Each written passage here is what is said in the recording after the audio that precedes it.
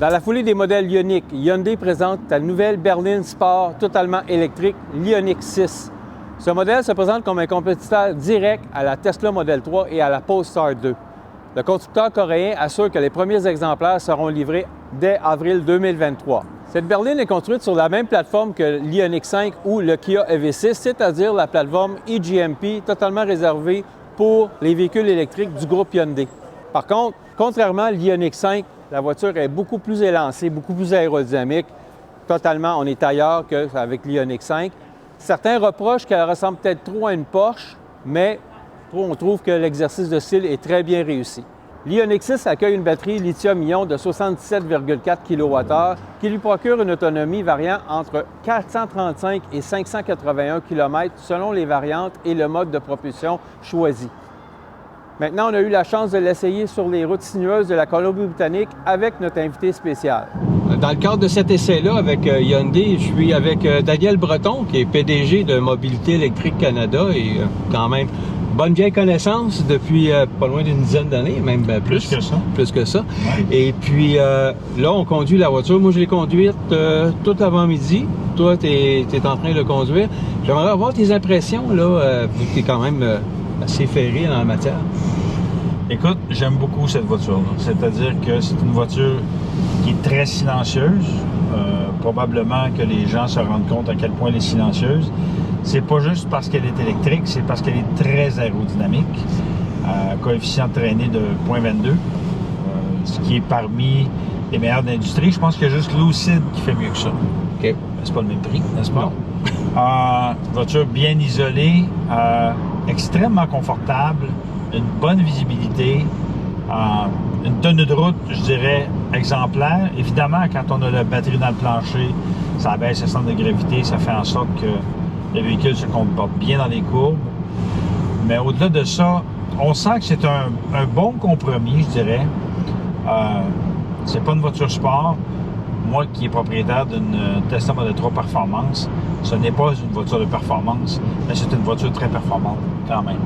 C'est-à-dire que, tu sais, c'est pas une Porsche, là, mais pour quelqu'un qui cherche un sedan, 4 portes, familial, confortable, agréable à conduire, je dirais que c'est très, très en haut de la liste.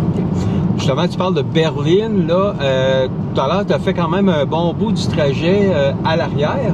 Ouais. Je pense que tu as noté quand même quelque chose, là. Peut-être un petit point un petit peu négatif, on pourrait dire. Là. Ben, en fait, c'est drôle parce que j'ai pas vu ça souvent, mais j'ai vu ça quelques fois. C'est que, en général, on a tendance à être capable de mettre ses pieds, le devant de ses pieds, sous le siège avant. Mais dans ce cas-ci, c'était pas possible. OK. Donc, tu as un peu les pieds bloqués. Bien, évidemment, ça veut dire que c'est un peu moins de place.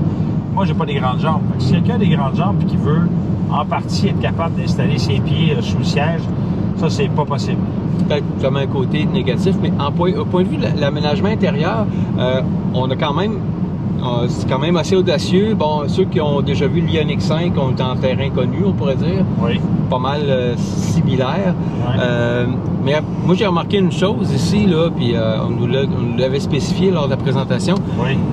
Les rebords qui sont surélevés. Oui. Ça, ici, ben, peut-être pour chez nous, ça n'a pas d'utilité, mais là, dans les juridictions, on pourrait dire, où les miroirs électroniques sont permis, c'est-à-dire des caméras qui sont à la place des miroirs à l'extérieur, ben c'est là les écrans vont se retrouver. Et donc, c'est là que l'image, lorsqu'on va mettre le clignotant, par exemple, ben on va voir l'image du miroir. Et tout ça, c'est juste parce que la réglementation ne suit pas les avancées technologiques, parce que ça aurait dû être mis en place il y a de nombreuses années de ça. Quand on regarde la qualité des caméras qu'on voit sur les voitures, c'est certain qu'on s'en va vers ça. Et ça, ben, une fois qu'on va se débarrasser de ces gros miroirs-là, puis qu'on va avoir des petites caméras, on va avoir des véhicules encore plus aérodynamiques. Oui. Ben écoute, moi je trouve que, je dois t'avouer que je suis impressionné par Hyundai. Okay. Comme constructeur automobile, on est très très loin des Hyundai Pony, puis des premières Hyundai Stellar, je sais pas si tu t'en rappelles. Oui, en effet. Qui étaient de mauvaises copies de véhicules fabriqués par des constructeurs japonais, aussi bien au niveau de la mécanique que du design. Là, Hyundai est maintenant rendu audacieux, plus audacieux que les Japonais. Oui. avec tu sais, le design d'une Ioniq 6 et une Ioniq 5, ça ressemble à rien d'autre. C'est unique et ça ne veut pas dire que les gens aiment ça, mais au moins ça se démarque, contrairement à d'autres véhicules où tu as l'impression qu'au niveau design, c'est 13 la douzaine. Là, que tu le regardes et tu dis « Ah, ça va être un bon véhicule de location, ça. » mais bref, je suis impressionné par Hyundai et Kia ces temps-ci, des constructeurs coréens, en matière d'électrification des transports en particulier. Font preuve d'une audace qu'on ne retrouve chez à peu près aucun autre constructeur. Lors de la présentation ce matin, on nous disait que peut-être la distribution va être différente qu'avec l'Ioniq 5, c'est-à-dire que Hyundai va livrer chez les concessionnaires, donc ils vont leur donner une allocation de véhicules, et ensuite, c'est les concessionnaires qui vont gérer les listes d'attente. Contrairement à ce qu'ils ont fait avec l'Ioniq 5, d'établir une liste de prévente centrale et qui s'est écoulée en le temps de le dire. Donc, on va espérer que ça puisse accélérer les choses pour que les gens puissent voir la livraison. On va voir. J'espère juste que les concessionnaires vont être corrects avec leurs clients.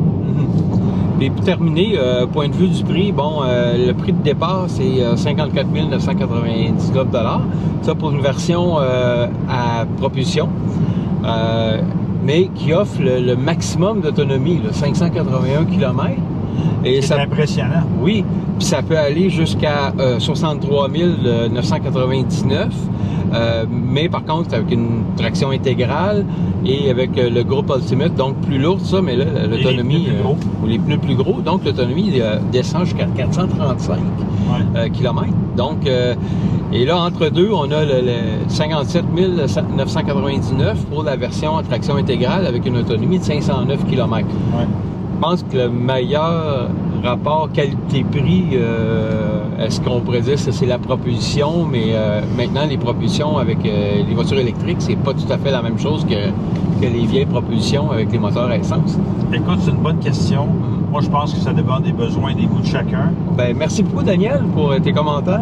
Ça me fait plaisir. Puis, écoutez, pour ceux qui vont avoir l'occasion d'essayer cette voiture-là, vous allez voir que c'est un vrai plaisir à conduire. On espère que cette capsule sur le lancement de l'Ioniq 6 vous a plu et on vous dit à la prochaine fois.